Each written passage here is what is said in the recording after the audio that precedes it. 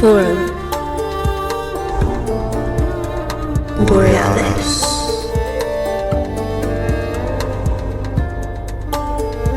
Paradigm. Expansion. Greetings from the north, citizens of the world, welcome. Today we dive deep into an age-old philosophical subject, namely the concept of evil, and examine it from many different angles, with practical, psychological and spiritual implications. What exactly is evil? Is it an objective force? What's up with the notion of a devil? Are there Satanist cults around? What of pedophile, child abuse and serial killers? And what's the moon got to do with anything? These are just a few of many highlights conjured up between me and my guest, whom I'm happy to announce is my buddy Alex Tsakiris, host and producer of Skeptiko, the mother of all podcasts. He is an entrepreneur and science philanthropist, originally from Chicago, now based in San Diego. He got his MBA from Western Illinois University, spent several years as a Price Waterhouse consultant, and also took a research associate position at the University of Arizona in pursuit of a PhD in artificial intelligence. He eventually left academia in order to found MindPath Technologies. Apart from being involved in several successful business ventures, Tsakiris is also a member of Texas Instruments Artificial Intelligence Laboratory, and along with Annalisa Ventola started the Open Source Science. He is even an inventor, holding patents on remote mouse controller and systems for user-defined personal web cards. Tsakiris has appeared at innumerable podcasts and syndicated radio talk shows. Worth mentioning here are those hosted by his friends Gordon White of Rune Soup, Miguel Connor of Aeon Byte Gnostic Radio, both friends of our show, and Greg Carlwood of Higher Side Chats. His own excellent podcast was started in 2007 and has become famous for profound discussions with cutting-edge scientists, emphasizing frontier research on paradigms, parapsychology, consciousness, death, complementary medicine, evolutionary teleology, and more recently even the UAP phenomenon. It has had millions of downloads and is highly respected among academics and researchers within these fields. Its slogan, "Science at a Tipping Point," indicates that science is on the verge of a paradigm shift away from crude materialism, a subject frequently permeating his shows. His Skeptiko forum is equally renowned for high-quality discussions and was previously known as the Mind Energy Forum. Now, last time we had Alex on, we discussed his book, Why Science is Wrong About Almost Everything. Needless to say, it drew the wrath of our modern-day inquisitors, namely the pseudo-skeptic materialists. Now he is in the process of publishing another one, which tangents the professional field of his wife, the forensic psychologist Dr. Joni Johnston, and the title of this book is Why Evil Matters. Another slogan of his show, Skeptiko, is "Follow the data wherever it leads." And today we do follow evil wherever it leads, and indeed you'll find it goes to the strangest places. Now, one more note about the show today. Although we did agree upon a mutual discussion rather than a traditional interview, as we've done twice when he had me on Skeptiko and twice when I had him on for the aforementioned show, plus the private chat we uploaded to a bonus section at our website. several times during the debate today, I just forgot that he was my guest and I was the host.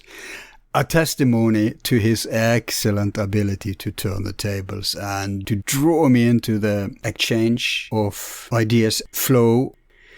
So, if you enjoyed our previous interactions, you will definitely be into our wild ride today.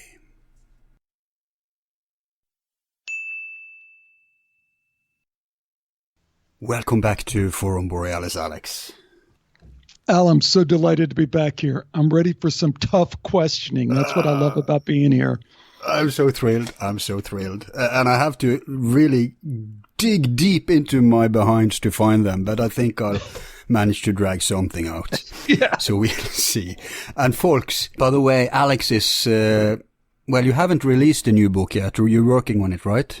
Correct. And, that's what I love about this kind of dialogue is we're going to talk about some stuff and it's going to make its way into the book. You know what I mean? Oh, so I'm leaning on you, especially with your background. I mean, we're just chatting about some more stuff. I mean, this is why I love these unique kind of ongoing dialogues that you have. They're so next level. I really appreciate that. Amen to that, bro. No, so you are working on this new book. No pressure, I see. Getting in there with our dialogue today. We'll see. But the thing is, the topic for his book is the ultimate classic. It can't be more classic in terms of philosophy, religion, existentialism, basically. And that is the phenomenon of evil. So we are going to discuss evil today and see where we can get. And I have done my preparation because I've listened to, as you know, people, I've listened to Alex's show for a long time, and everybody who's listened to you know that maybe the last year or two, you've been going more and more and more down that road. And I don't know quite how to take that. Well, it's like you're on a journey. Your show is in a journey, and like you've been browsing around that theme for a long time. I've noticed it, especially when you start erasing it with people you won't expect to discuss it with. Even there, I mean, one thing is when you discuss with, a victim of pedophilia and stuff like that, but you keep bringing it up and bringing it up and bringing it up. So it's on the forefront of your radar. And when you're on this perpetual quest for truth, it was only a matter of time before you landed to the like the ultimate question. Ground zero. The church has been struggling with this since the beginning, right? Oh, yeah. I mean, well, that's kind of one of the points, right? Is they've struggled with it, and then as a substitute, they've kind of made us all look away by going, hey, here it is. It's all solved. We have it all answered right here, Mm. And of course, they have the worst answers in the world. They don't have a good answer for it. That's why, I don't know about congregation, but every theologist knows that. I mean, it's called the problem of evil for a reason, right? Right. Mm-hmm. But they can't square it with their infantile paradigm. That's the problem. We'll, of course, take it to another level. You're kidding? I've been looking forward to this. I just love the way you do this. But we have to start with definitions. It's probably boring for you, but we have to do it. Well, but let me clarify. Because I think I can challenge you. First of all, like the title of the book, there's a subtle change there that you will get, and you do get, but a lot of people don't. Because the title of the book is Why Evil Matters. Yeah. So it's really not about what is evil, defining evil, calling out evil, Good point. Why evil matters, and it's also, the subtitle is How Science and Religion Fumbled the Big One. And that's really the point. Yeah. So like you read my first book and you were so kind to have me on your show. The first book I wrote was Why Science is Wrong About Almost Everything. And the premise of the book was that if you're science and you don't get consciousness right, if you're not factoring consciousness in, if you're not wrestling to the ground the question, is consciousness fundamental, or is reality out there in just a bunch of little Lego blocks that we can measure and analyze? So that's a real question, right? It's a philosophical question. It's also a scientific question. It gets down to the root of quantum physics, and that is the question is, what is this thing called consciousness? So the whole thing I was trying to pull out was that, hey, look, if you don't get that right, then you can't get everything, you can't get anything else right. And that's not said as like, I'm going to come down on it one way or another. It's just saying, realize that you've done this, what I have often talked about as this shut up and calculate thing. So they've reached a point, science reaches a point where they say, well, gee, I don't know. Is consciousness fundamental? Is this more or less a simulation, to use that metaphor, even if we don't mean that literally, where everything is kind of being generated by consciousness? No, absolutely. Or no, but I see, you see, when you, and thank you for enlightening us about the title, because yes, it gives it away, because it's a huge broadside against the relativists. And I'm not a relativist, but by that I mean those who say that, why would evil matter? Well, because, in the grand scheme of things, blah, blah, blah, right? It's the same they do with consciousness. They try to relativize it away. But we're still back to square one, because if it matters, we need to understand what it is. Because if we don't define it, it's the same with consciousness. If you don't start with all the right building bricks, you won't manage to build a construction. It will just fall apart. And it's the same here.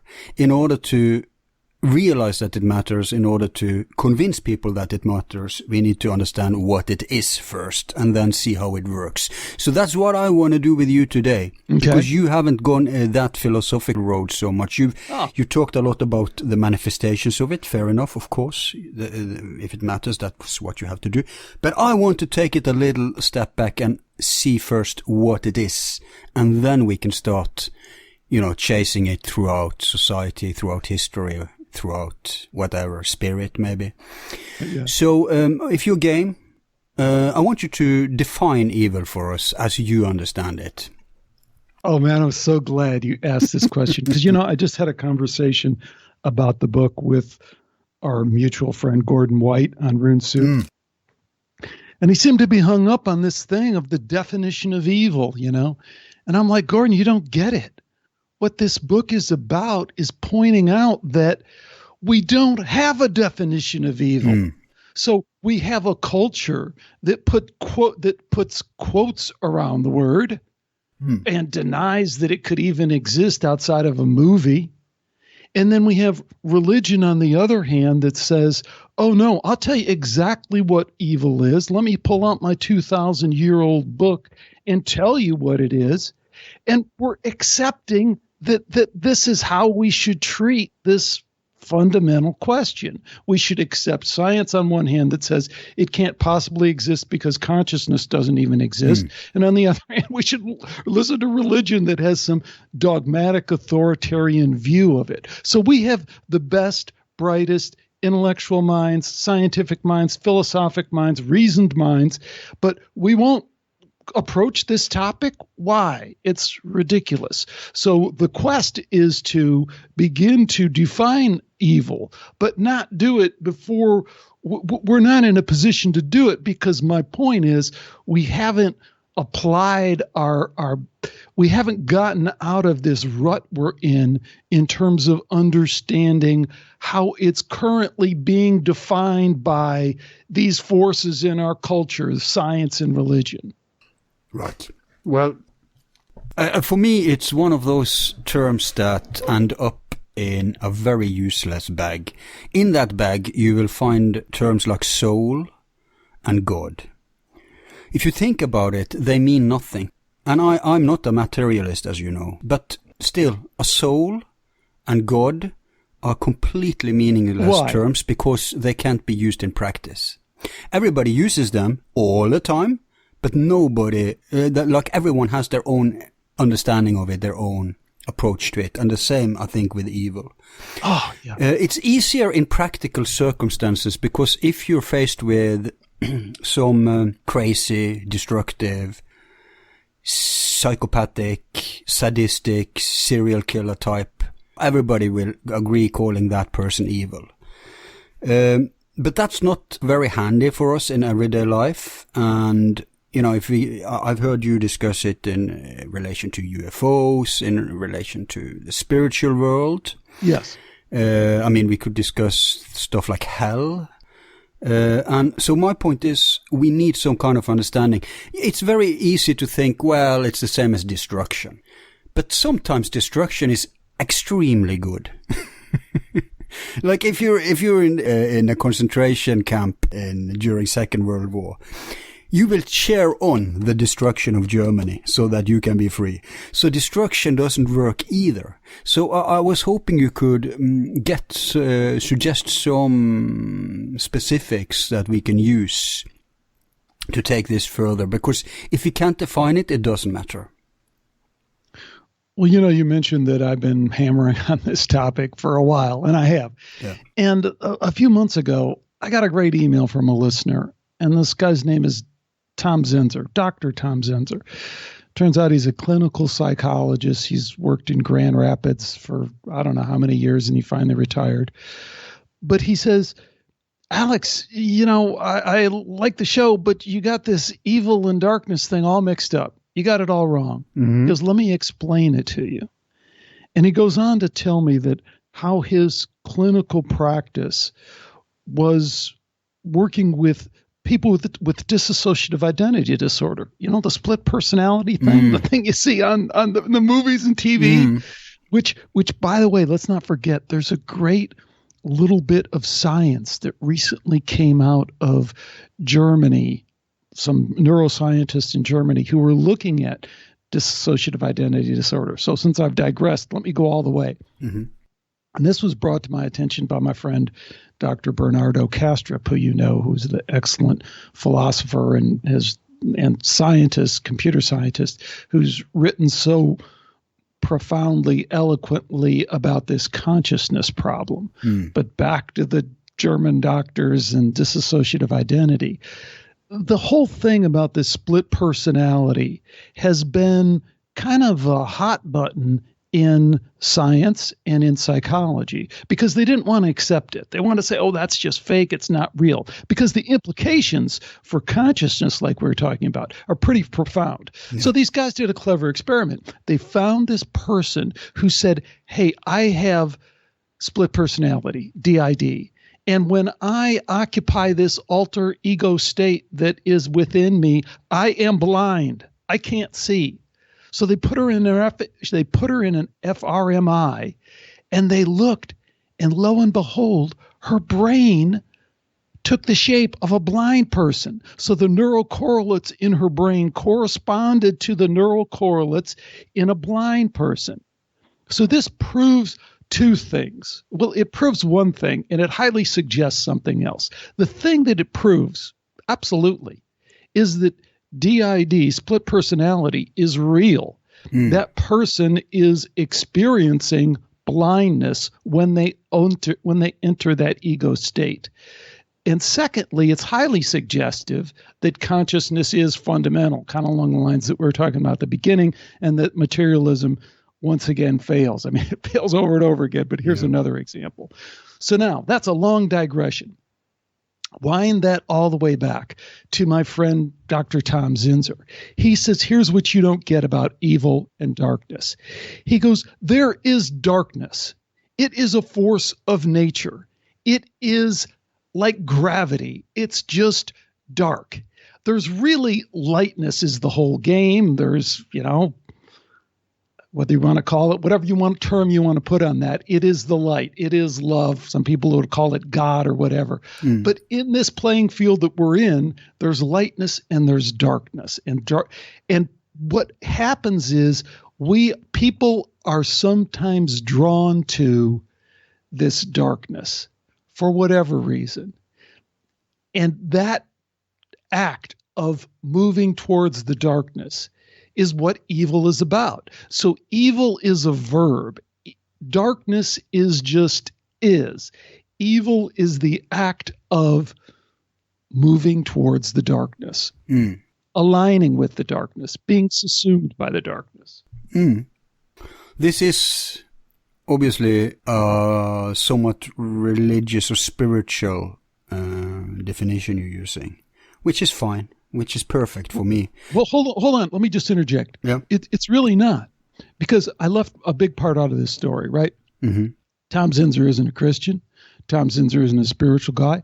Tom Zinser is a clinical therapist, a psychologist, PhD, Texas A&M, worked in the Yeah, but he wasn't born under a rock. I mean, he's influenced by culture. Hold on. Yeah. We're gonna bury the lead here. Okay. So he's working. He works at a mental institution as part of his training, and that's how he encounters people with dissociative identity disorder. But here's the whole, I left off, my bad, because I left off the most interesting part of the story. Tom's there, he's working in his practice, and like a lot of people helpers, he's frustrated. He's coming in, he's doing hypnotherapy with people, he's doing ego states therapy. People are not getting better. And he's like, what the hell am I doing here? I need to find something else. One day, this woman walks in. She's a part-time secretary. She barely knows him, or he barely knows her. And she goes, Tom, I couldn't help but overhear you and your colleagues talking about your out-of-body experience and your dabbling with the Monroe Institute, right? We all know the Monroe Institute, right? And he goes, okay, yeah, what about it? She goes, I've been in contact with a spirit entity named Jared, and Jared would like to connect with you.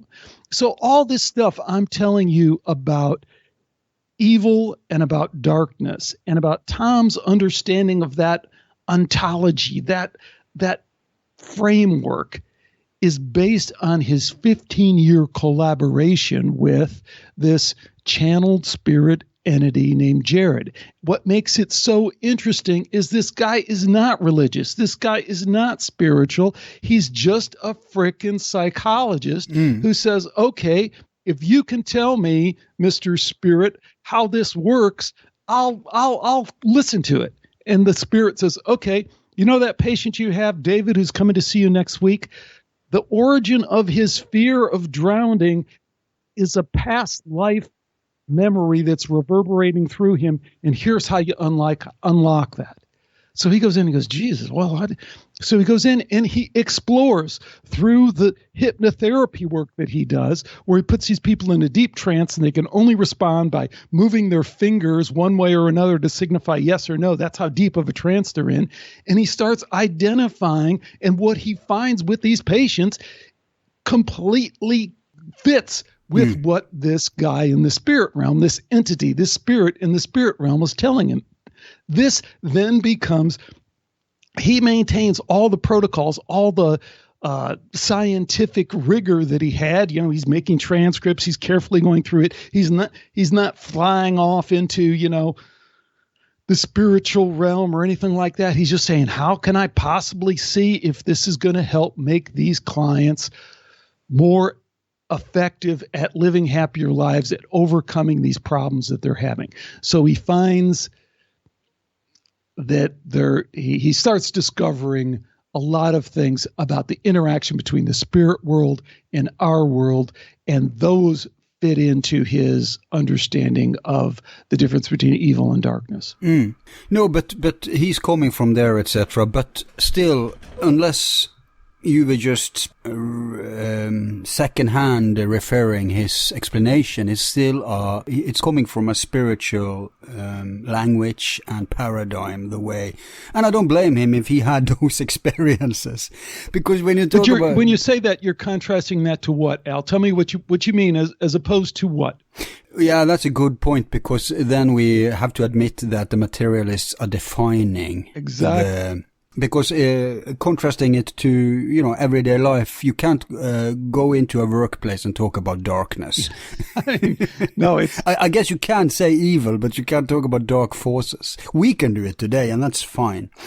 It's nothing wrong with it. I'm just saying it because it can be approached from several I get aspects. And I think the aspect where it works best is that aspect, because if you approach it psychologically, it kind of evaporates in the sun.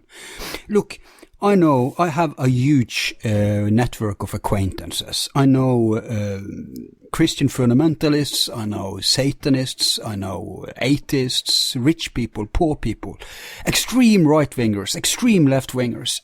Guess what all of them have in common? You're going to tell me.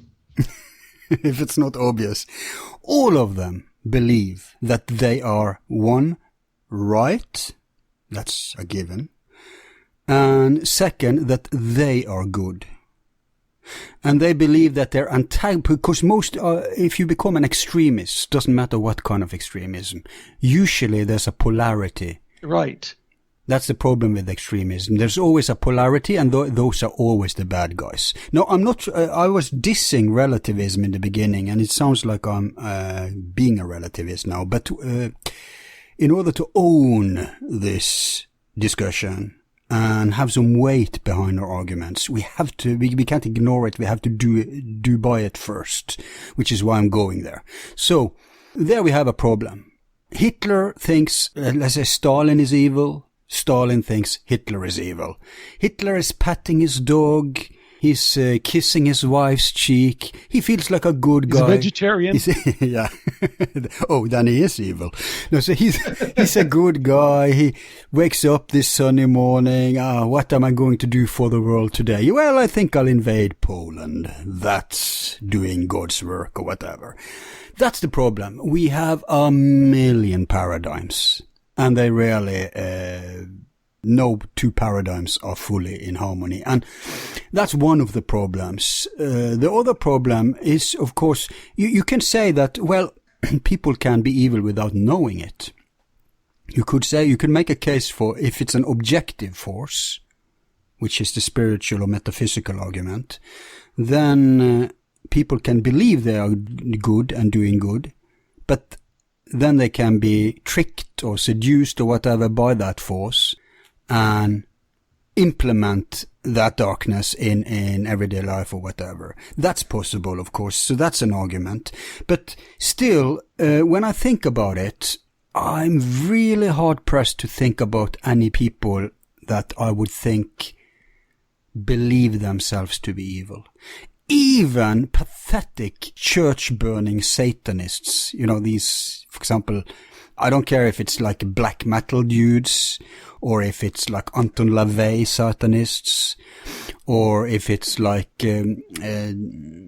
Typhonian, chaos magician kind of types. All of them, they were babies once, they were sucking their thumb, but they have all the needs that human beings have. But then again, I know that there is such a thing as psychopathy, narcissism, and also, psychopathology that could just disconnect any moral fiber in your brain. By the way, you don't have to, it's very unusual for me when you silence your end. We're not on a radio show. I didn't silence my end. I just see. I was just waiting for you to finish your point, because again, folks, I hope I haven't turned anyone off initially, because I just so value what you bring to these dialogues. And so many times I hear, sometimes when I do my show, people complain that I interrupt people too much. No, yeah, but you have the prerogative today. You're the guest. No, I only interrupt people when they're saying stupid shit. Oh. You know what I mean? I'm not going to interrupt you because I'm learning something when you're saying it, that's right? a So compliment. I'm Thank all you. ears. Let me talk to people who are smarter than me so I can learn something. So that's why I wasn't interrupting. I'm very comfortable interrupting people. I wish I had that excuse. But you said something at the beginning, Al, which I think is fundamental to this. Yeah. And you double clutched on it yourselves because you realize the problem with it. And that is, when we talk about, and I think I might have led us too quickly down the path with the Tom Zinzer story. Because here, when you said, well, you're talking about the spiritual. And I said, compared to what? And then you said, well, yeah, I guess you're right, because the only alternative would be this materialism, that all is matter really. And I think that speaks to the extent to which we've been mesmerized by this biological robot meaningless universe meme that we're in. We can't see outside of it.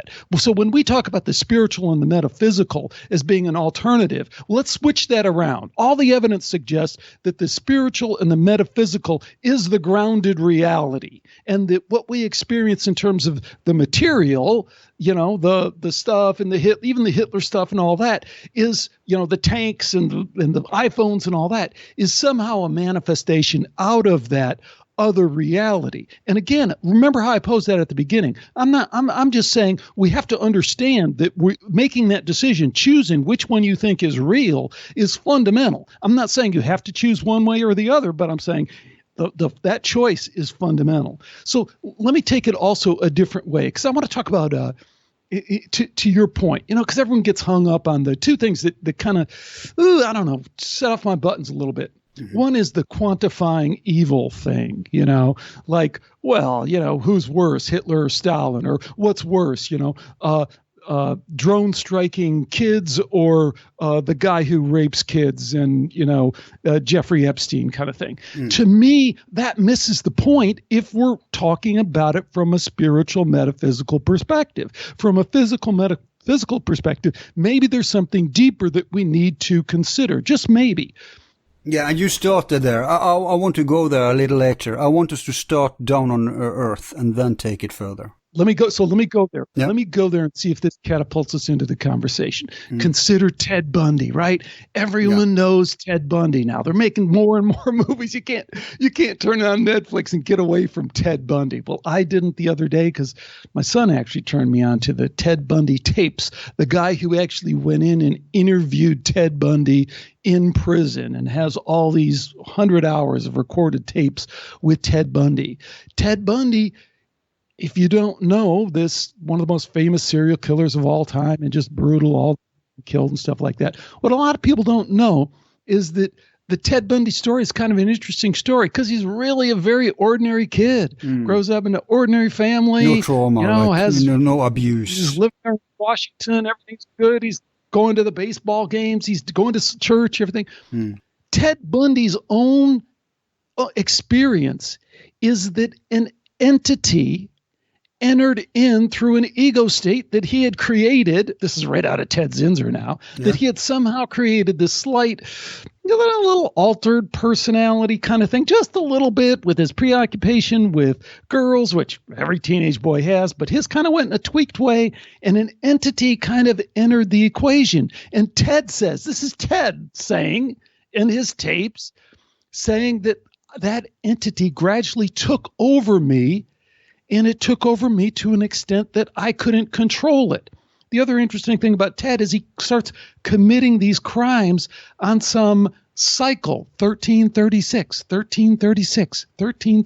days apart. Again, was he counting? Some kind of occult significance.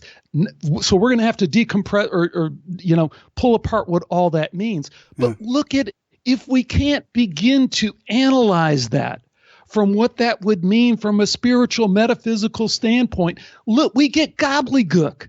So when forensic psychologists analyze that, we get gobbledygook because they go, well, there can't be anything to entities. There's no such thing as entities that live in this extended consciousness and somehow that's completely preposterous. So let's not look there. And then we go to the religious people and they go, oh, I know what that is.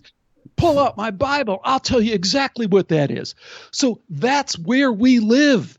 We are incapable of penetrating this to any degree that is the least bit interesting or meaningful. No, I hear you. Of course, a psychologist could say, or a psychiatrist maybe could say, well, he's externalizing aspects of his own mind, because let's face it, the human mind is such a complex phenomenon that the whole science devoted to studying it is so infantile. It's like just scratching the surface. It's like children trying to understand rocket science. So There's so much we don't know, and so they could say. But then, Al, what would you do then with the study that I mentioned earlier, the German study published in 2015, where they did the fMRI of the split personality, and the brain is now showing that it's so.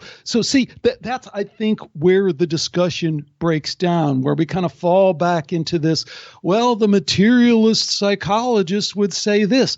Well, that's because they're full of shit. They haven't kept up with their science. They haven't kept up with the art, and they don't know where the science is leading. So, no. You know, people like Darren Brown, right? Sure. We've talked about him before. They can do stuff that looks like it's one thing, and then there's another thing, right?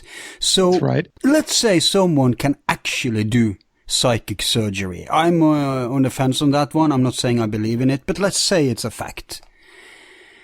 Well, here we are, poor suckers, watching two different people doing it. One is faking it, using tricks, illusions, mind games, magic, quote unquote. The other one is actually doing it. That's the problem of psychology, because in psychology you have the exact same thing. You have manifestations that can have different causes. And by the way, you can have one cause that can lead to different manifestations too. So it's very hard when they are dealing with the invisible stuff. It's much easier for materialists, physicists and stuff. Right. Because they have to try to, and if they are materialists, which we have discussed before that they often are, so that's the paradigm, that's what they're coming into it with, then obviously they will think everything is just Darren Brown and magic. Now, I didn't need that study from Germany because I've worked in psychiatry. And I've had experiences which are at par with what you said. Oh. For example, there was this one guy. He was like super heavy. Like we couldn't even go in there alone. We had to be two. And he, this is the proverbial guy in a straitjacket. in soft walls kind of thing. And when someone came in, he was just ranting and raving on the floor. There was no contact with him. But his rants and raves would be about you. And he would start to say stuff that he could not possibly know. And I was completely new at this section, a night guard.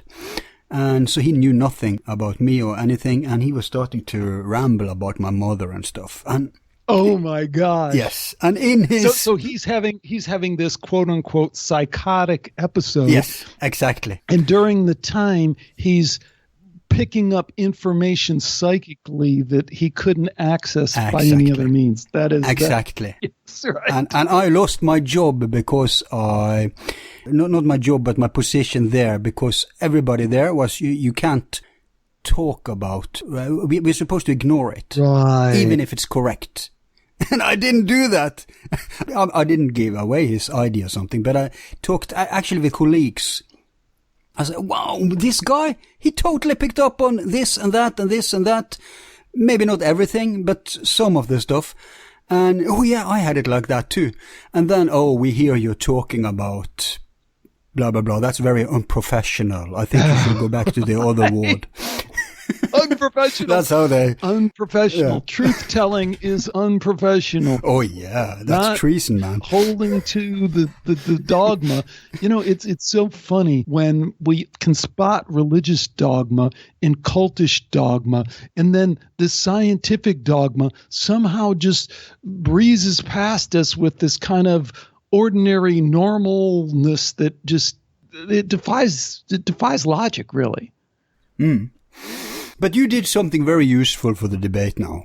You gave a specific, concrete example. You used Ted Bundy. And he tortured people, right, before he killed them. Well, he did, and this is what I guess I'd like to pull you into, because I think you were halfway going there, but you were kind of halfway not going there. Ted Bundy did what the entity that had entered his subpersonality and was driving him. I'm just holding that there as a placeholder, people. I'm not saying I believe that, but let's follow that line of logic. Ted Bundy did what the spirit that entered him told him to do. And here's the connection that we're going to have a great conversation about.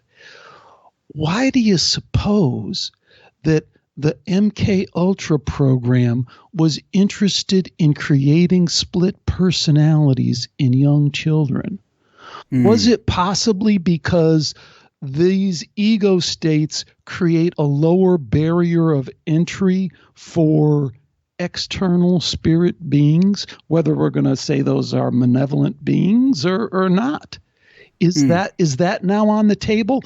Ted Bundy is putting it on the table, but just like the psychologist and psychiatrist in the psych ward where you used to work, there's a lot of hand waving. Go, oh no, don't pay any attention to what he's saying. Don't pay any attention to what he did. I have an explanation for it. It was all this over here, you know? He just need more meds. Exactly. Right. Exactly. He just didn't have the right meds, buddy. That's the only problem. Yeah. We're going to go there. We're going to totally go there. And I'm going to bring some of my perspectives from that world, the world of esoterica, because there are some answers there. When I say answers, I mean suggestions. Nice. But I don't want to fully go there yet, because I want us to examine this from different aspects, notwithstanding, to cater to our audience so they know we're aware of all these aspects. Otherwise, we could just, you could just book yourself into a Christian or Islamic fundamentalist show and they would totally give you full airtime. I don't want to start at that end, but gradually let them realize we have no choice. Because you gave a specific example. So torture and murder, obviously most people would agree that's evil. And then of course you could say, well, but if it's self-defense, blah, blah, blah, protecting your family, sure. But just this random attacking someone, and that's also where pedophilia comes in, because very often when we discuss this subject, pedophilia is a part of it. Well, let's get one thing straightened out right away about the pedophilia and the sex crimes against children thing. And there's a lot to be said here. One of the people I interviewed for the book is a woman named Annika Lucas, who at 6 years old was sold into sex slavery, into a cult in Belgium where she lived, by her mother. Yeah. So her mother, and she's a beautiful woman, was a beautiful child. I'm sure she was highly valued in that sense. But at 6 years old, I mean, we can't really wrap our head around that. And then Annika was really about to be murdered, like she had seen other children in the cult murdered. And she was one of the cult members had some kind of moment of clarity and said, I got to rescue this kid, and got her out of a situation where she was on the block, like the bloody wooden chopping block where was soaked with blood, where she had seen other kids sacrificed. She was there, right? So it's like the purpose of that is to show that, like you said earlier, we can take the quotes off the word evil. We can say, I'm not sure about the definition, but yeah, that is evil.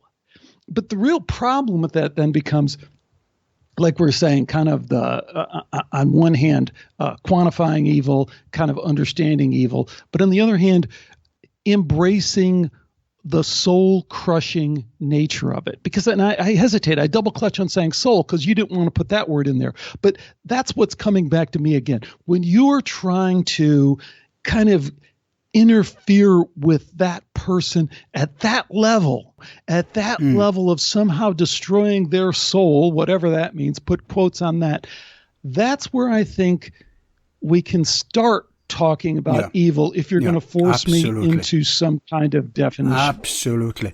No, that makes so much sense because it really fits the real existential definition that we're going to get to later. But the interesting thing with these phenomenons is, I said you have the fake paranormal phenomenon done by a magician, and then you have the real phenomenon done by someone else. And that's the same thing here. It's the same thing in psychology, because you do have people who are not possessed by entities but may display those signs. And then how do we know that? Brilliant. How do we know that? I'm not arguing. I'm not saying that's not true. You and me don't know that, but people working in the field, like for example, a good friend of mine whom I interviewed, actually it's the son of Erlander Haraldsson. Oh, really? I interviewed him. He's a brilliant international psychiatrist. When he worked in England, he was one of the heads of and I was amazed that psychiatrists have this thing. But the Royal Society of Psychiatrists or something, they have like interest clubs, and the biggest one was devoted to possession and exorcism. Wow. That's amazing. That is and I'm not talking about how these materialists were treated. No. These guys are sharing experience and information and taking it seriously. Within their own brand, within their own professional milieu. I'm guessing the worst materialists are not part of it, but I'm also guessing they are forced into such a thing because of their experiences. Right.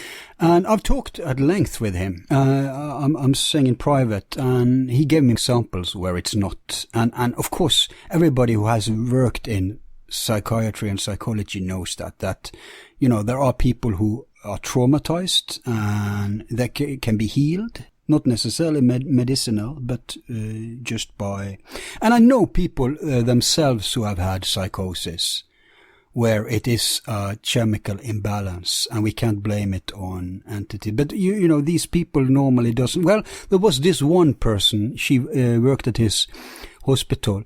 She went to one psychotic guy to check up on him, and she never came back, and the police found her head cut off in his apartment, where he was having a full psychotic breakdown. Now, obviously, this guy isn't evil. He's sick. So these are nuances that are important here, because I even think, we have these pedo rings. I thought we were discussing this today, so I did some research on it, but never mind. These pedo rings, like, for example, the Belgian cult you mentioned. Oh, I'm pretty sure many people there, like the guy who saved Annika, or what her name is, he felt some kind of remorse deep down. He had some contact with his conscience. He hadn't crushed that, because the most of the soul crushing people do to themselves. People who are on that path are not just crushing others, they're crushing themselves too. They're dehumanizing themselves. Mm-hmm. But he still had some spark of empathy, because empathy is a key here when we're talking about phenomenon as evil. So he hadn't cut that off yet, and he reacted. But I think many of these pedophiles think that they're doing a good thing. They think, well, it's really normal, it's just our culture, it's the moral, and most people think what's good for them is actually good. So they do. Now I'm talking from a human perspective, not like an objective force, but most people will rationalize, will hide their evil behind rationalization. And they will be motivated by what feels good for them. So I think a majority of, for example, pedophiles, I shouldn't even say pedophiles, I should say people who act out pedophilia, a majority of them, yeah. But I think in a little bit that I've looked into this, and again, this is staring into the abyss kind of stuff. And I realize that. So, and we're talking about it in this kind of ordinary way. People who've been subjected to this have all sorts of different feelings about that, and they are definitely entitled to their feelings. We're talking about it from this kind of analytical way, which I think we need to, and we're inviting that conversation. So I don't know how you can get more horrible than that, but at the same time, we can say if we don't talk about it, then that's probably the bigger problem in my mind. But first things first. Mm-hmm. Pedophilia and sex abuse of children is not about sex. At least when we talk about it in terms of evil, I think that's where we would make a distinction. I have in the book an interview with this FBI agent, Bob Hammer, who infiltrated the NAMBLA group. You saw him on South Park, the Man Boy Love Association kind of. It's a joke. It's a meme. Right. But it was a group. It was a group of these 50-year-old men who got together and were plotting how to rape 8-year-old boys down in Mexico, But it wasn't about sex. It was about power. Same as rape, about then. Control. Yeah. It was about exactly. It was about violence, and ultimately, it was about this soul-crushing kind of thing.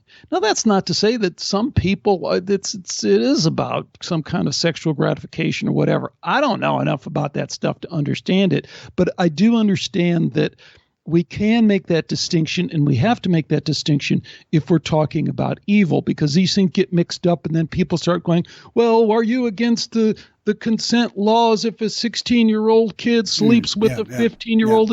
I don't want to have that discussion. That's not a meaningful discussion. I don't think evil is there any more than if you catch a trout in the stream and you release him is I don't want to have that discussion. My point is the opposite. My point is we know what evil is when we see it. Yeah. And the larger point is, does that then suggest that there is a hierarchy to consciousness? Like, well, I like to say it, a moral imperative. Is there a right and a wrong?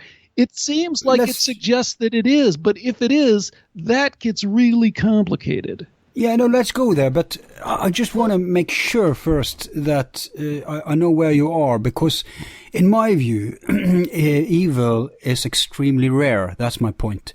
In 99 cases of 100, it's not really evil that's operating. And let's do that study. And my point is, let's do that study, because until we do the study, double blind across 14 different labs around the world, we don't know. What if the number turns out to be then you 80, give me 80%, 90%? What if the person that cut off that head was just like? But what if the person? No, we'll do that study here and now. Okay. Yeah, so I ask you, hold on. What if that severed head that you were talking about was a Ted Bundy kind of entity situation? A friend of mine and a guy who I really think is doing some great work at Deep State Consciousness podcast, his name is Richard Cox. He did this interview with this other psychologist. His name is Jerry Mazinski. And Jerry worked in the prison system for 20 years. And he worked in the mental health section of the prison system, where he had people that came in with psychosis, diagnosed as schizophrenia. And these people came in, and what do they report? What do those people report? I hear voices, right? Yeah. So as you so perfectly put before, the solution is, well, take these meds. Let's see if we can make those voices go away. But these patients, as they routinely report, medication wasn't really making the voices go away. And in fact, it was kind of messing up the whole thing. Jerry came to understand, it's a long story, he came to understand that, just like the Ted Bundy situation, that maybe these voices were, for lack of a better term, real in some sense, and were the intrusion of some spirit entities somehow into the ego states of this person. When he used that model, he was able to be much more effective with his patients. And I would suggest that that is because the model is real, that most of the time, a good percentage of the time, that is what's happening. Yeah, you should really listen to my show with Dr. Haralder. It's called Spirituality versus Insanity. Oh, great. And we're defining the fine line. Now, let's do that test then. So you think of the 5 worst things you've experienced in your life. It doesn't have to be something you felt on your body. You can have watched it, you can have heard about it, it can happen in your neighborhood, in your family, whatever. And then tell me in how many, or we should really say 10 cases, but we don't have time for you to think that much. But let's say 5 cases, how many of those involved evil? I'm sure if there was 10 cases, at least one of them was evil. In your definition of evil? Yeah, I don't know, because like you keep trying to pin me down on this, and I don't mind that.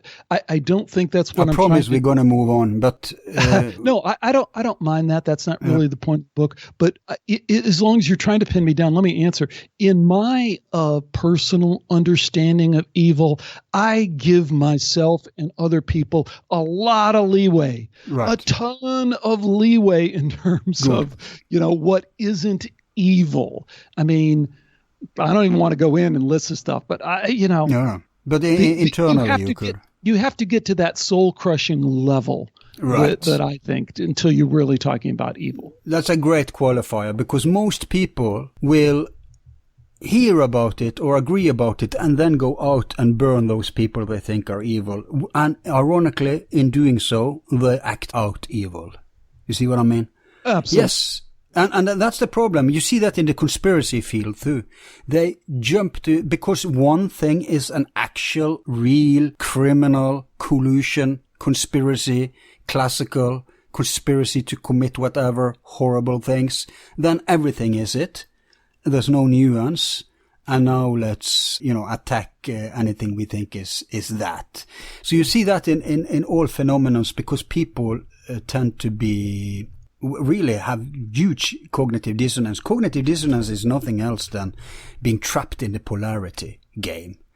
For example, between good and evil. That's a perfect point. I don't know if you want to launch there, but is Bill Gates evil? Bill Gates is in the news so much right now. Is Bill Gates evil? Or the other place we could go that I hope we will go is, we were talking a little bit about Peter Levenda versus your just outstanding interview you did with George Webb.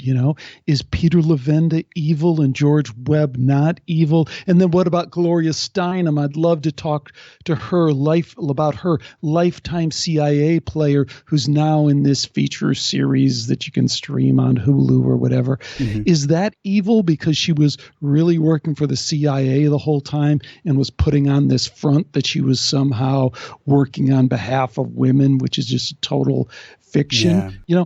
I don't think we can talk about that, but I don't think any one of those people are necessarily evil from from the choices that they've made, because we're all making all these choices that are maybe not the best choices. Yeah, but here I have to arrest you, my friend, because if evil is an objective force, then everybody has, and we exist in a world with two objective forces that could be called good on the one hand and evil on the other, then we are all somewhere at the specter.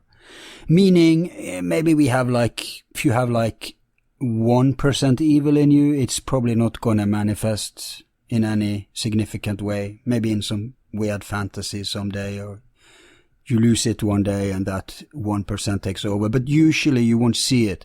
So I think if it's a force, we have to think like that, because it means that Peter Levenda is evil, you are evil, everyone is evil to some extent. If it's a force out there, it's very easy to blame the evil spirits, right? Or the aliens or whatever. Right. We have no partaking in this. But if you look at how evil manifests in the world, it's only through human beings. Not even animals are able to manifest evil. Only human beings are able to manifest evil. And then you have some extreme cases where they're not conscious of what they're doing. They're just bots, like the guy in my ward or the Ted Bundy guy. But that's like, what, 1 of a million? Much more evil is done where we rationalize and try to tell our own souls that it's okay, or it's because of this, or because they are evil, or whatever, right? That's how evil really manifests in the world. Not the Ted Bundys. Those are the exceptions. And they are great in order to display and tear the mask off to see, there is something extreme here. There's a source here. There's something objective here. Sure, it works for that, but it doesn't work in everyday life. And if evil is a real thing, I'm not saying it is, but if it is, damn, man, we can't just sit here and have orgies of hypothetics. Then we have to fight it. It's an imperative for everyone to do something about it. And I'm not talking about burning down your neighbor's house because he's evil. I'm talking about within yourself. Because who are you most influencing in the world? Yourself. And of course you can extend it, your family, your community, but as long as people don't deal with it in themselves, evil is allowed to manifest. And again, it's very vague because... Oh, no, it's not vague. I mean, I think you covered the world there. I think there's so much awesomeness in that we could pull apart and talk for hours on. And this is obviously something that people have spent thousands and thousands of years writing about and talking about. A couple of points I'd suggest. What if the two forces are not good and evil as much as they are good and darkness. So darkness being a force, think of it like gravity. It just is. You can't say anything, you can't put any attachment to it. It's just a force. And then what if evil is our attraction to that darkness, which we all feel at different points, at different times?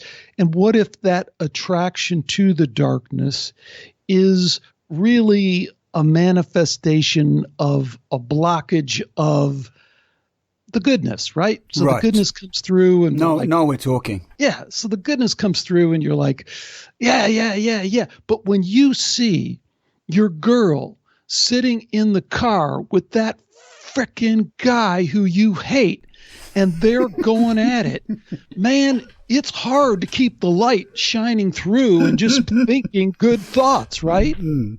So you go to the darkness and that becomes some evil thoughts that start generating. Now, it doesn't matter if the next day you figured out that wasn't really your girl. It was just someone who looked like your girl. Right. You've already experienced that connection to that dark feeling, and that's a tiny little seed of evil. I don't want to make any big deal of it, and I don't want to say that's right. Outstanding point, man. Yeah. I don't want to say that's right. I just want to say throw that out there as a possible understanding of how this stuff might work and our job to go and figure this stuff out, and how completely inept we are of even deconstructing that sentence and that little rant there and seeing if it makes any sense at all. We have no means of doing that, and we're all okay with it. Well, I guess we could never understand that scientifically or logically. Of course we could. Of course we could try and pull that apart, just like they did with the DID, the dissociative identity disorder, and the person with the ego state that made them blind. Yes, we can get a lot closer to finding some kind of real data about that. Do you know Buddha's take on this? I know there's so many different ones, right? Well, but he has an explanation for evil. He says the root of all evil is ignorance. Right. But confusion. but stop here. We have to understand what he means. He puts ignorance up as the opposite of illumination. On the one hand, you can be enlightened. That means you're in full fusion with the source of light, life, what we would call good, because we experience a flow with it, because we are of it. And then ignorance would be, the degree of ignorance would be the equivalent to the degree of how removed you are from that source. So if you're like 99% removed from it, you only have 1% goodness in you. If it's even possible to make those calculations, then yeah, you would be a pretty evil guy. But again, I don't think there's many people like that, because it's not in our nature. Right. And then we have to discuss, some people think we are born neutral and it's all environment, all culture. Some people think we're born good. Some people actually think we're born evil. And some people think we're born a mix and we get a mix. So that's a question too. But let's say now, let's take a spiritual, I'm a Greco-Egyptian fetishist, right? Awesome. Yeah. So my approach to it is kind of like what you said, only it's in another language. I would say that evil, darkness is not a force. It's the opposite. The force permeating existence is the light. Totally agree. Yeah. I love the way you put that. But before the light there is nothingness. So you have somethingness filling the void of nothingness. Now the void is evil, meaning that you have two directions you can flow. You can flow with the light, or you can flow away from the light, which would be against emptiness, negation. And that's what we identify, to make it practical and not just philosophical. It's what we would call egotism. It's when you go into the microcosmos, you zoom into the details of existence. It's not us, it's not everything, it's me, it's this, it's that. Notice one thing, materialism is a part of that energy in this perspective, because it's about going into microcosmos, the details, the nuts and bolts of stuff. The other force is an identification with all and everything, which is just as hard, actually. It is about the absolute, and that's a macrocosmic perspective. Then you're taking like a godhood, as Hermes Trismegistus said, you're identifying with the one, the all. Nice. So if those two extremes are present in our life, we don't even have to know about it or discuss it philosophically or spiritually. We do it in real life, in our everyday life. So to what degree am I pushing my own existence out there on expense of other parts of myself, meaning you and whoever else I'm around? Or to what degree do I help the wholeness, try to make as much harmony as possible?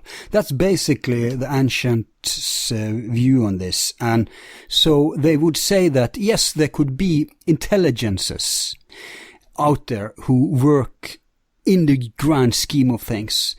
And let me throw a curveball. Sure. I love that. I love where you're going with all that, and you're adding so much to my understanding or attempt to try and grapple this. But I love throwing curveballs, counterexamples. The tagline for the show Skeptiko is inquiry to perpetuate doubt. So pardon me if I'm always trying to be the gadfly, the doubter in this. So throw ET into the equation, the extraterrestrial consciousness that by all accounts that I can tell seems to be manifesting consciousness into these other forms that have different characteristics relative to consciousness, relative to moving in and out of some of these realms. And we can go into, if we need to, and establish the reality of that with the just myriad of first-person accounts, the surveys that have been done, and all the rest of that. But that, I think, pulls us out of this very species-centric idea we have about how all this might work. And the other thing that pulls us out of that is that we are at the cusp, technology-wise, genetics-wise, genetics engineering-wise, is understanding that our definition of a human species and consciousness is on the edge of changing forever, whether that's good or bad, we can have a different discussion on. But I think we need to kind of pull out of this narrow understanding we have of, consciousness as it manifests just in our little species. Fair enough, but let me ask you a question. If there was an anthill outside your kitchen, outside your house, and that anthill had like a highway to where you stash your honeys and sugars and stuff, and your wife were going insane, would you forcefully remove the anthill? Sure, but where I thought you were going to go is, isn't it interesting that we talk about an anthill rather than an ant? We don't understand consciousness in an ant. We understand consciousness as part of a hive, collective consciousness. Yeah, right. But you were just volunteering now to be that evil alien who... No, because remember, I have a very broad definition of evil. That's not evil. Moving... Well, for the ants, it's totally evil. You're crushing their existence. No, it's... Well, no, but you introduced aliens.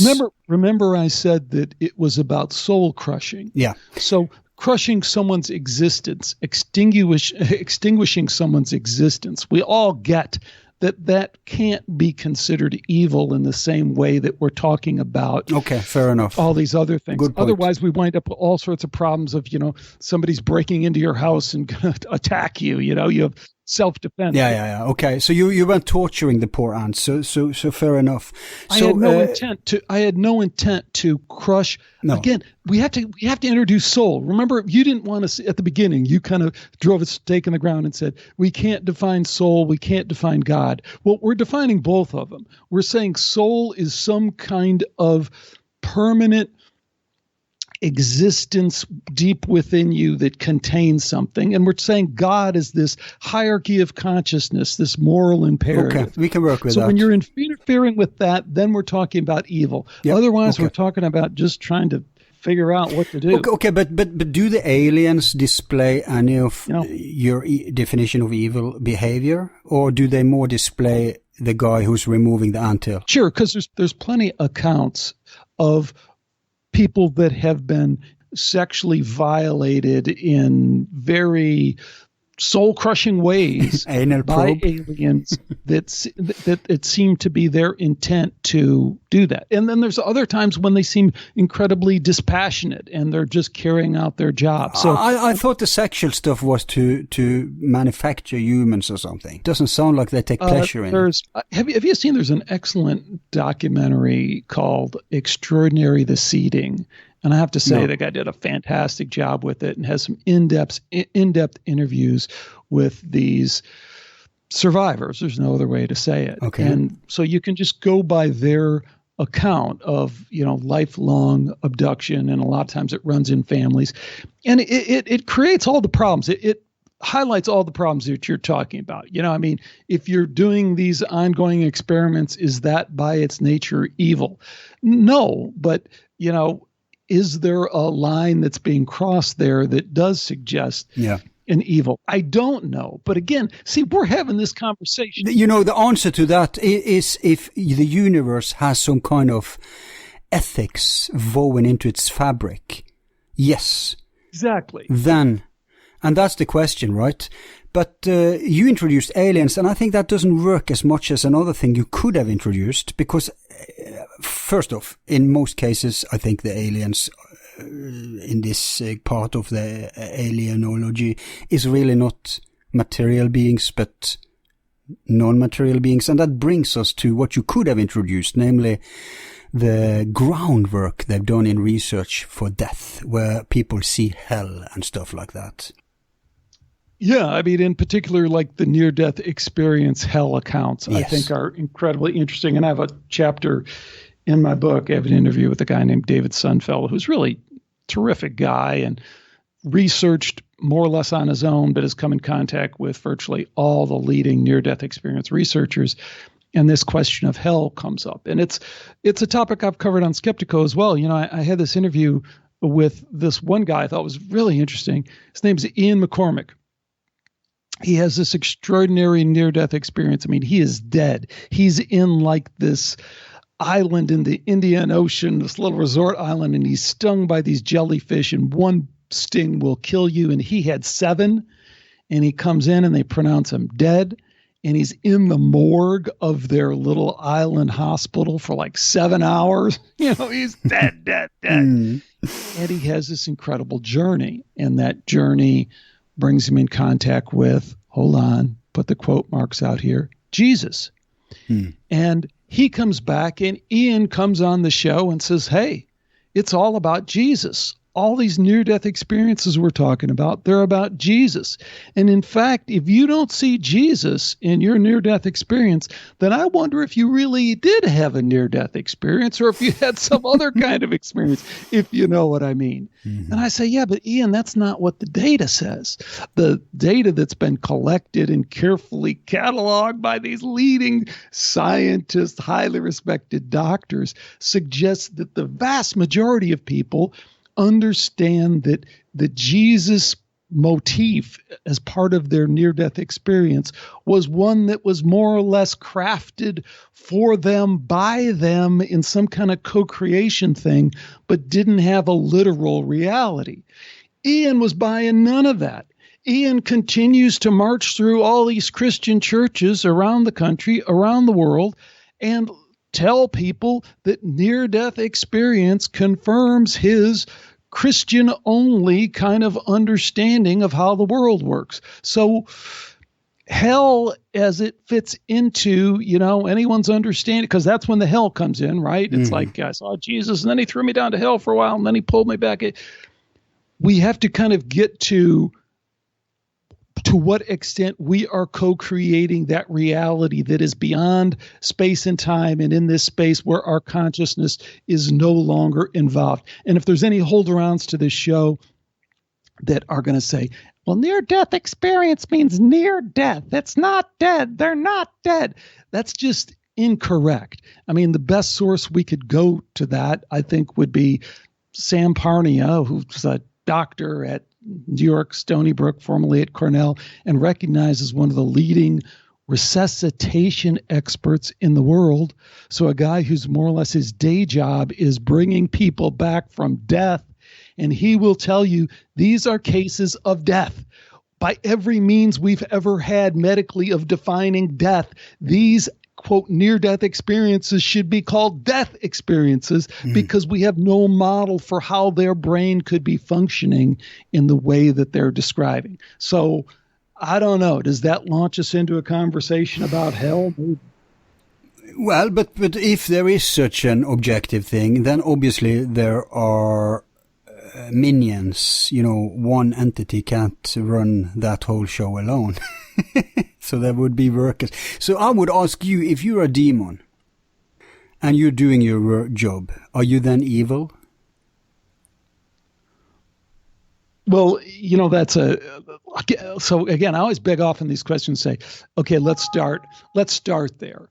Let's start there as a question, but let's make it a serious question, and let's see how we would stack the data, you know, one way or another to try and understand that. And I think we're a million miles away from that, but here would be my hunch, is that the only way you would get to that demonic state is as something akin to what you described in the Buddhist model, where you've developed either in this world or in some world beyond this world, an affinity towards the darkness and a blockage of the light.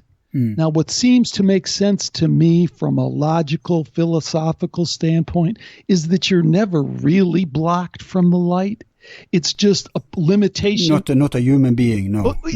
Or even my speculation, my hunch would be that any entity, by virtue of the fact that it continues to be conscious, is connected to the light, no matter how much, like you use the term, 99% blocked from the light. I'm like, yeah, okay, what if it's 99.999999? You know, it still has a connection, some connection with the light, or it's no longer conscious.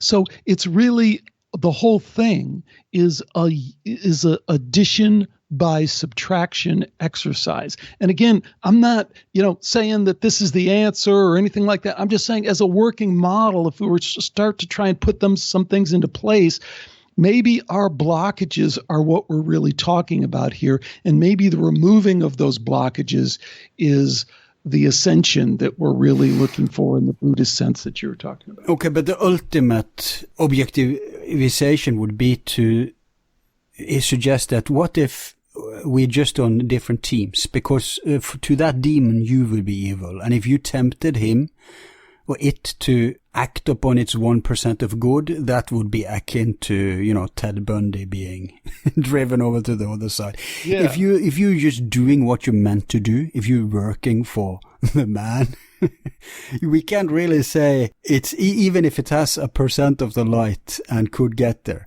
it's just doing its job, which is it's a course for many jokes and comedies and stuff like that, because it turns everything on its head.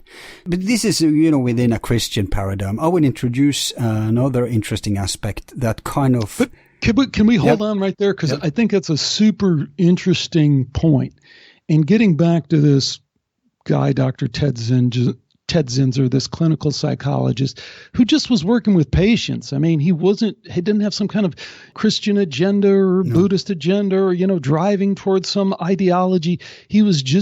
He had been working with patients. He continued to work with patients. He just had the benefit of somebody saying, hey, look over here, probe this, consider this. And he had kind of an interesting take on that. And it's that when we look at, now I lost my train of thought, but I'll get it. Yeah, evil is a negation of the light, the emptiness in... Tom Zinzer. So he said it was back to the point of what he said when we were saying the demon part, right? And whether it's the demon's job, right? And, you know, whether the demon has a job. And I think that I'm just going to have to move on. I can't remember it now. But you obviously one of the people in your book is Miguel Conner, and he must have talked to you about the Archons, right? Yes, and the Gnostic understanding Yeah. of it. What are your thoughts on the Gnostic understanding, its overlay, which again, that's what we're working towards here, Al, which I so appreciate about this conversation, right? So we're saying, okay, here's a spiritualist kind of perspective, here's a Buddhist perspective, here's a Christian perspective, here's a Gnostic perspective.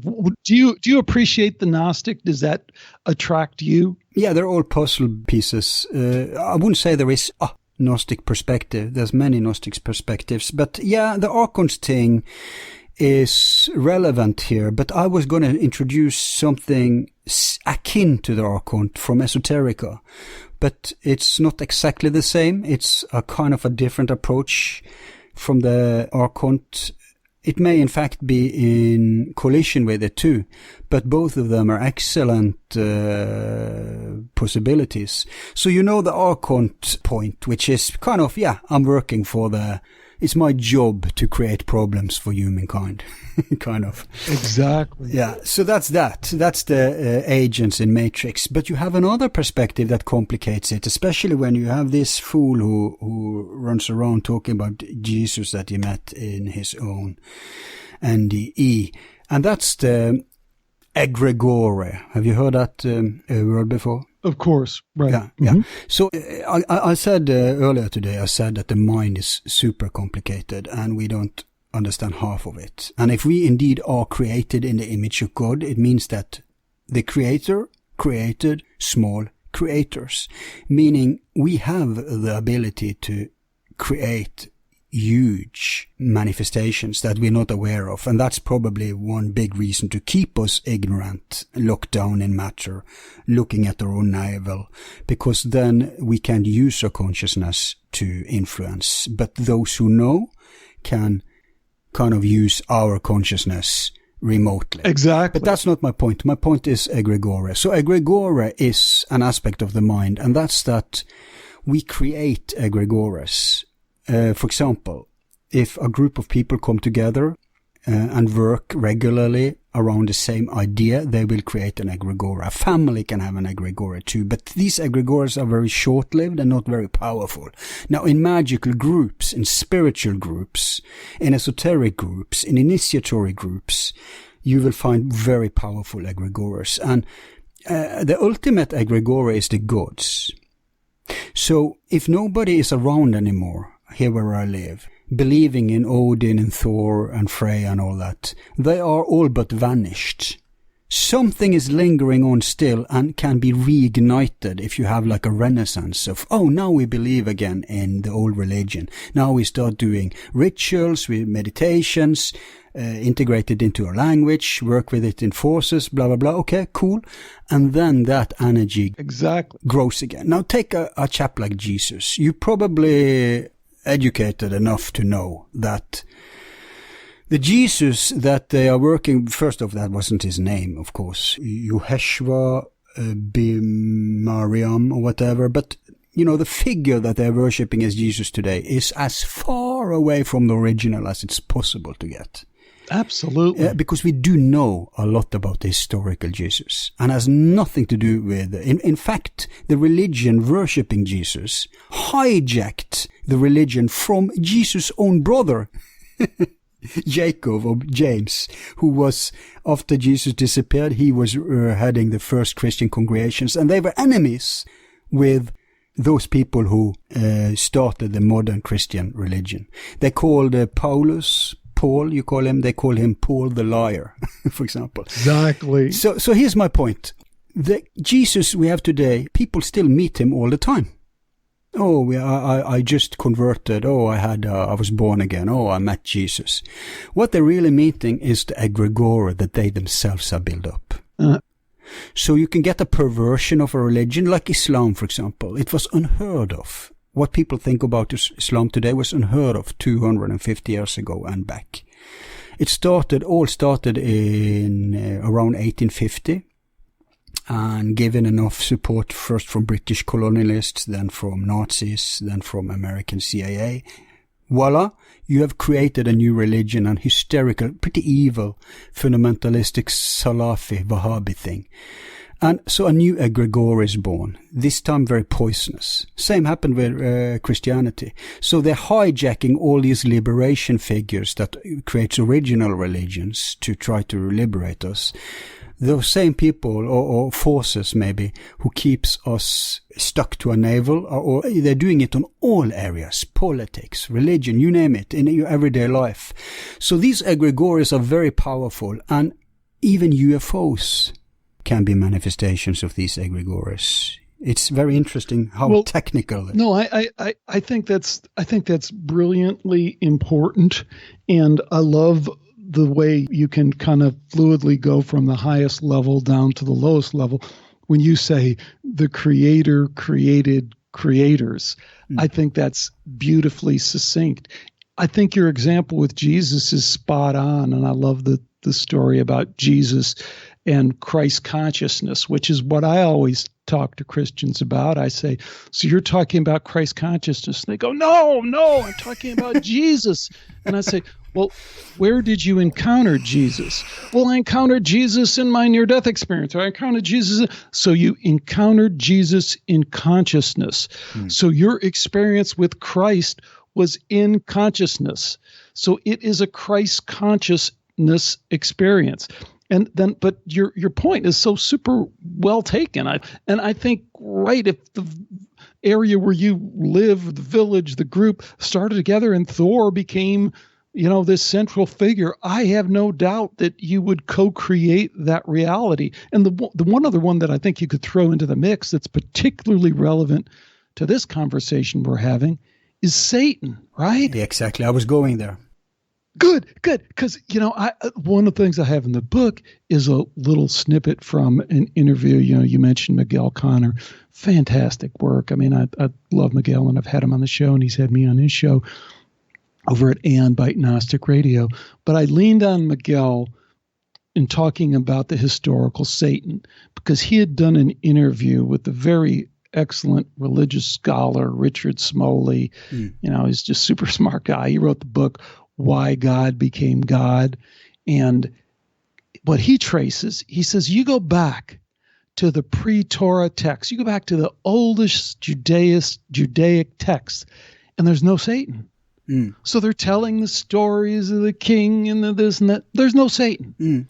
And then you forward a few hundred years, and Zoroaster comes in, and he creates this duality, and you have these competing religions, and they encounter these other competing religions, and all of a sudden, Satan pops up in their stories.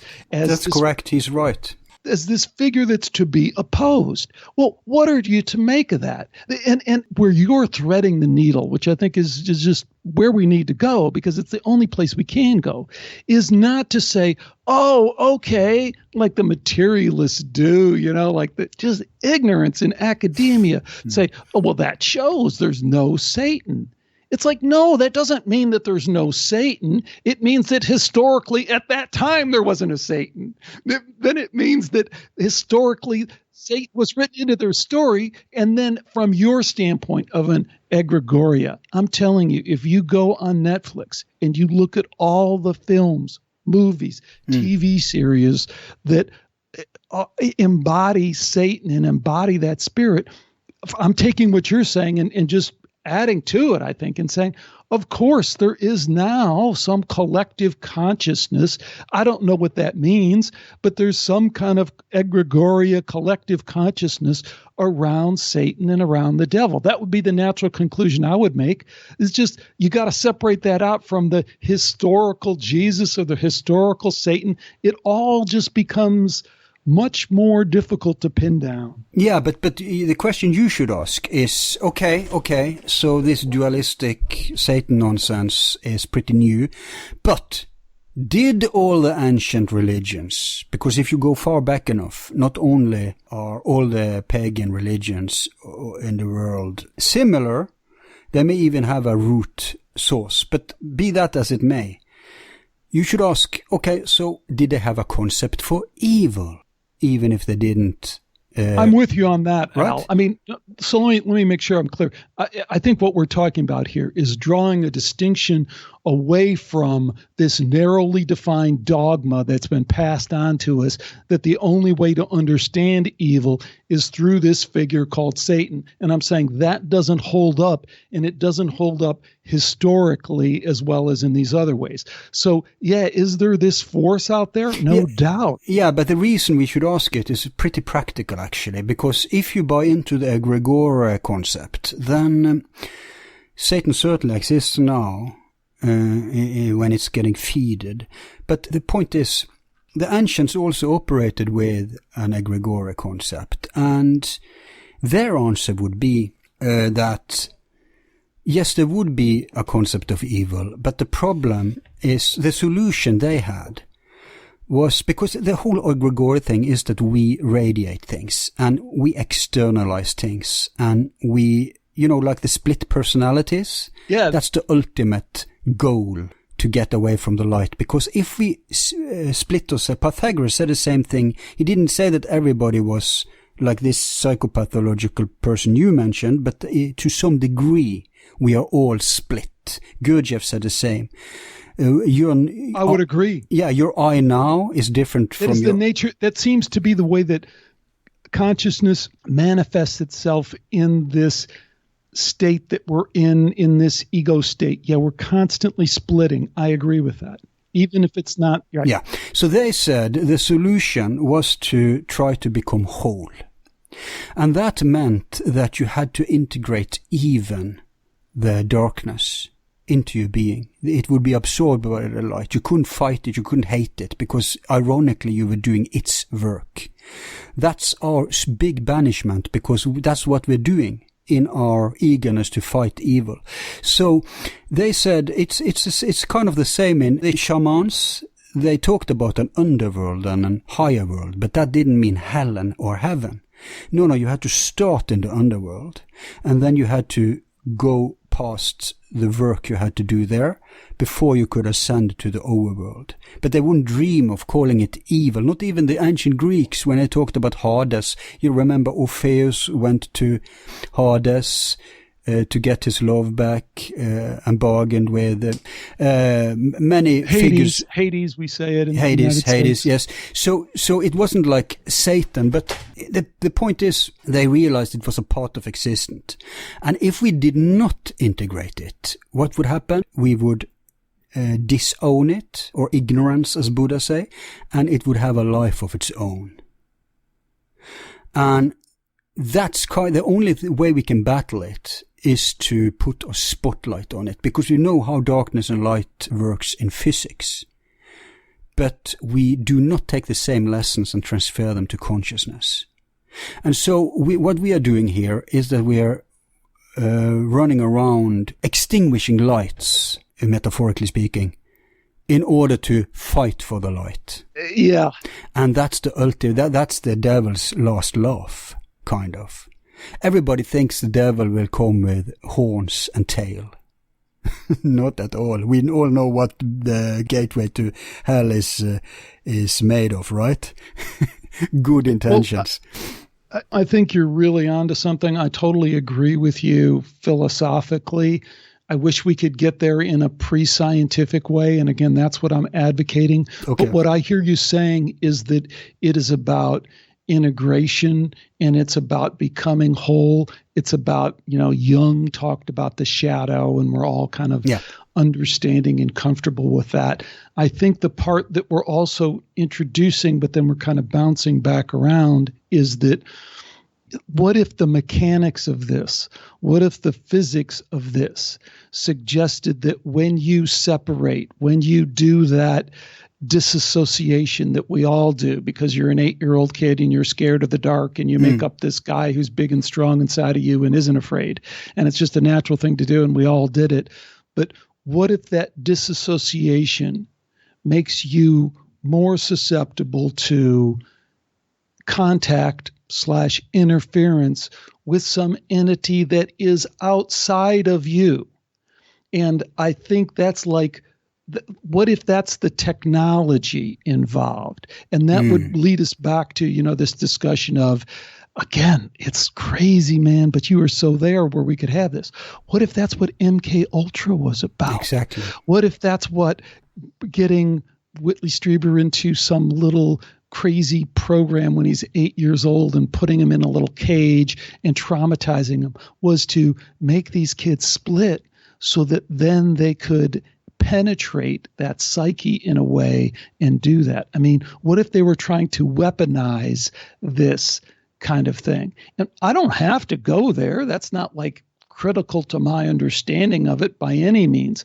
But it's interesting when the pieces start fitting into place in a way that we didn't anticipate because we were looking, totally down the wrong path of, exactly. Oh, well, it's all just in your biology, just give you more meds kind of thing. Or it's all a question of, it's God and Satan. That's also a look over here, not there. Exactly, right. And then, where we could even go with that, which I don't know if it's appropriate because you can only stretch people so far, the pre-life contracts that some people claim they make. That before this life, I entered into this life and I agreed to participate as kind of either as a perpetrator or... That's a super new age concept, man. It is a... Karma, yes, we can talk karma. That's the contract. It is. But, here's the problem. Here's the problem that you get with that from both sides. Yeah. So on one hand, you have the problem, as you're alluding to, that it just sounds very new agey and you can kind of throw anything in there and make it all make sense. But the other problem with it is if you trace back the clinical work and how it's done and how it's documented, you have a problem moving away from it. So this is hypnotherapy, right? And again, I was referencing Tom Zinzer, the doctor who does hypnotherapy. But hypnotherapy is common, right? You can get it paid for by your medical insurance to go to the dentist, and instead of taking an injection, you can get hypnotherapy to bypass the pain. And we understand, like I was talking about with the dissociative identity, if your brain can make you blind, your brain can certainly shut off your pain. So if we let that camel's nose into the tent, that is hypnotherapy, regression, accessing different parts of the brain, then what do we do when that person is able to recall things all the way back to when they were 2 years old?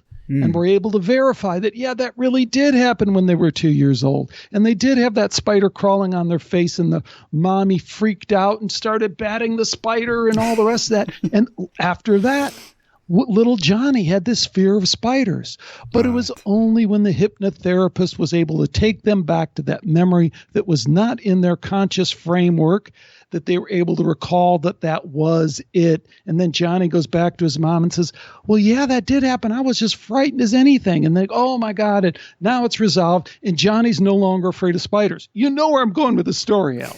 So then Johnny goes back for another session with the hypnotherapist. And he goes, okay, take me back. Well, take me back further. Take me back further.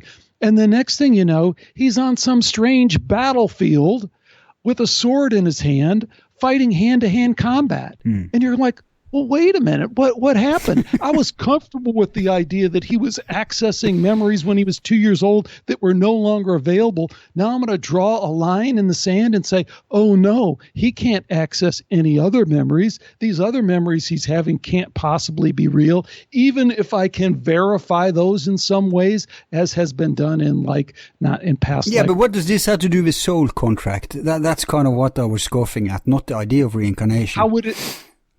Well, here's the point. Again, it's the camel nose in the tent.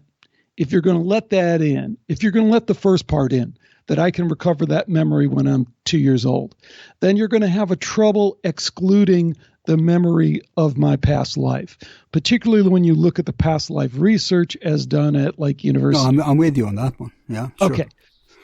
Well, then you're sunk. Because what they will tell you as part of that recollection is that they made a contract in this life. that was part of. So you're going to have to tear apart that story now, and you're going to have to say, well, I accept this, but this part I'm going to write out of the story because I don't like it. No. But what, did the devil sign it in blood or something? The contract? No, I'm kidding. Now that hold on. Yeah. Sorry to jump in there again. Yeah. But this is the point that I forgot about in the first session that I want to talk about. Yeah. Because it relates directly back to this point that we're talking about, that we were bantering back and forth about the light, our relationship to the light, and the 99% blockage.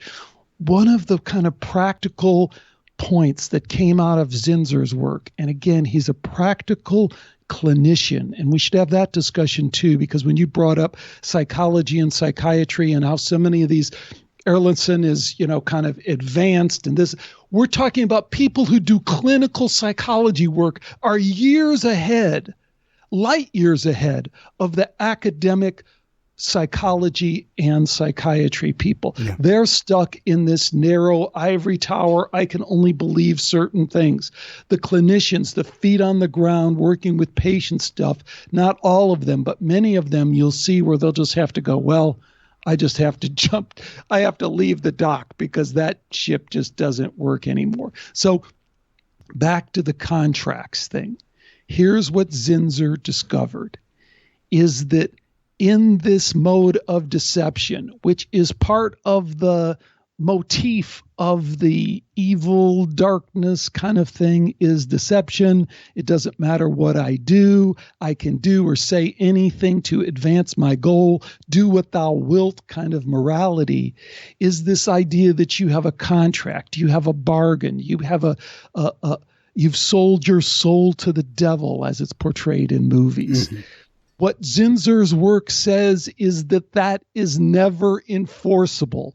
All such contracts are null and void by virtue of the fact that there is only the light and you are the one blocking the light. So the Jungian shadow thing, there is no such thing as a contract for your soul. There is no such thing as a contract. Exactly. The word contract is disgusting anyway. It's so modern. I mean, what, do you have bureaucrats? Do you have law professors in the cosmos who's keeping track?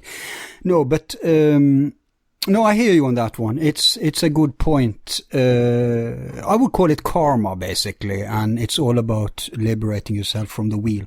I want to introduce a new layer to this, which is kind of something you're touching now, whether you're aware of it or not.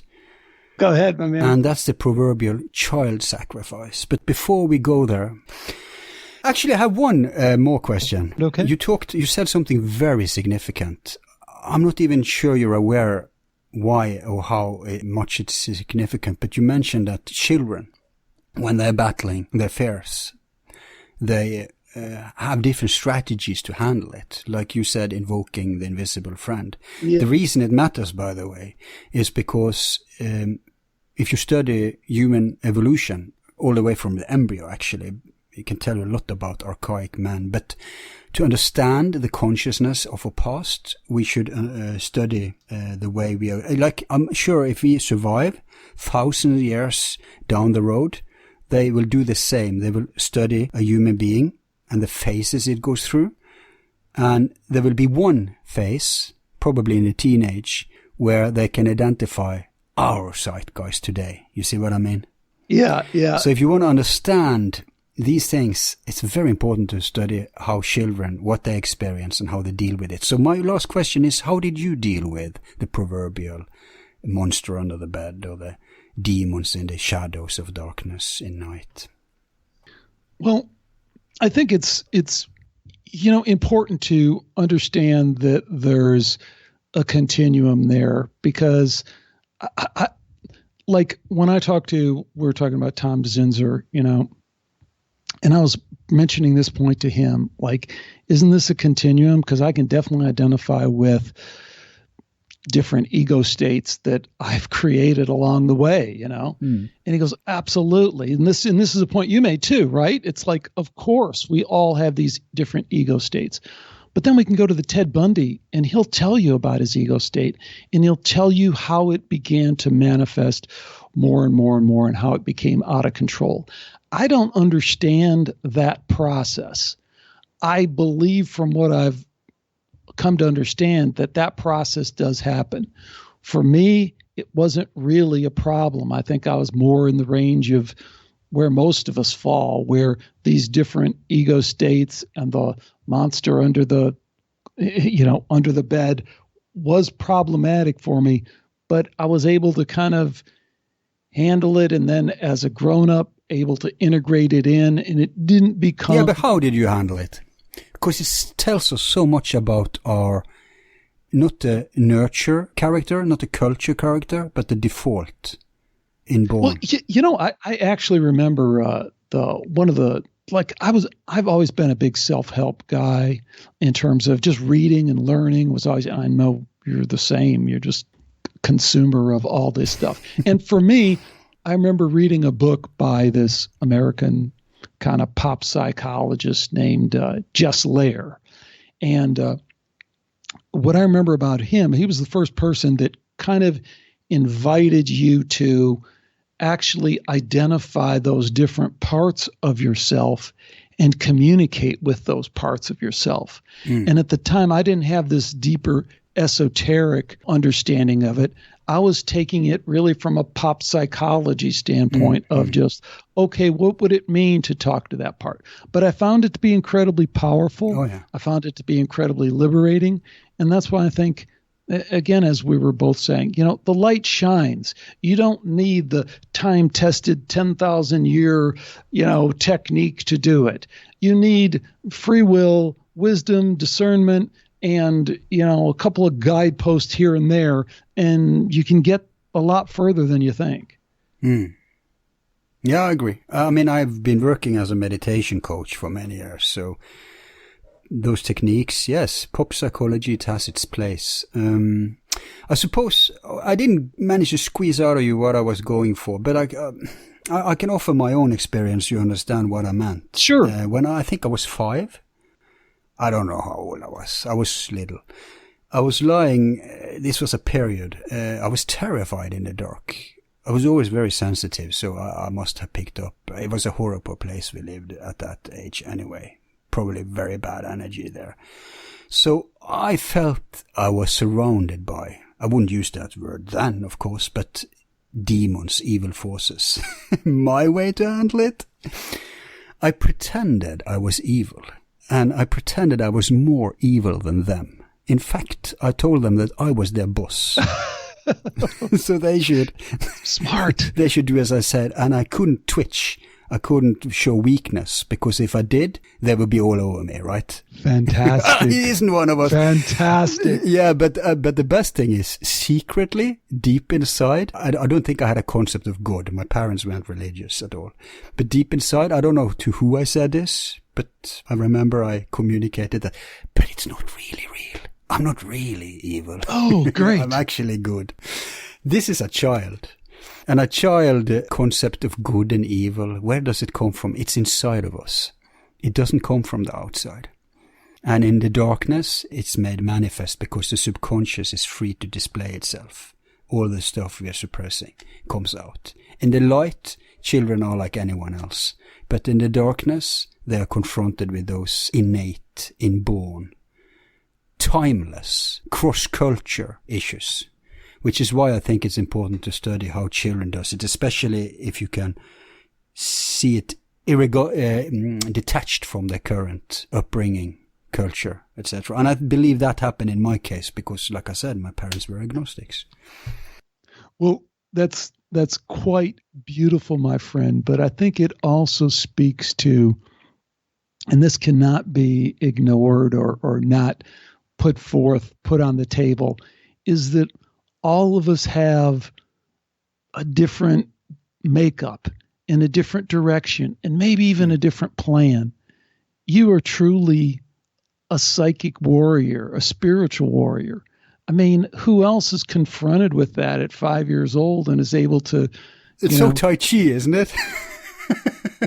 It is, man. It's incredible. But then to think about how that's informed your life and the things that you do. I mean, I don't think that's accidental. Which is why I was asking think, for your my memory. approach and my memory is different, and I think it speaks to kind of my approach. I mean, I was a business guy.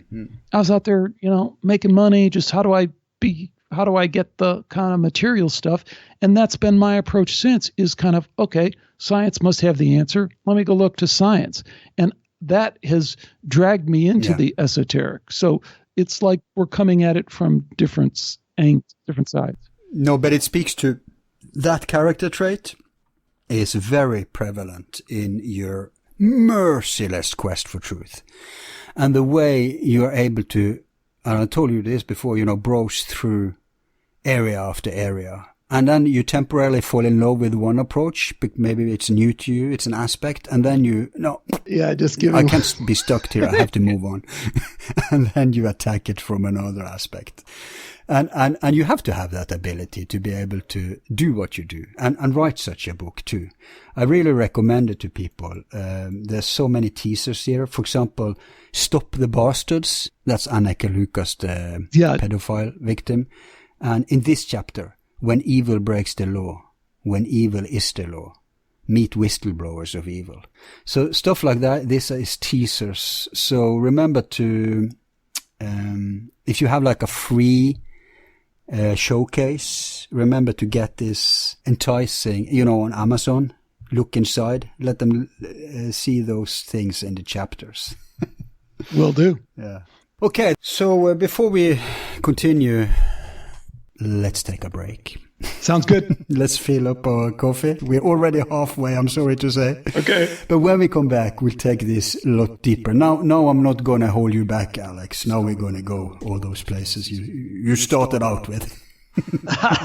Awesome, buddy. I love where it's going. Okay.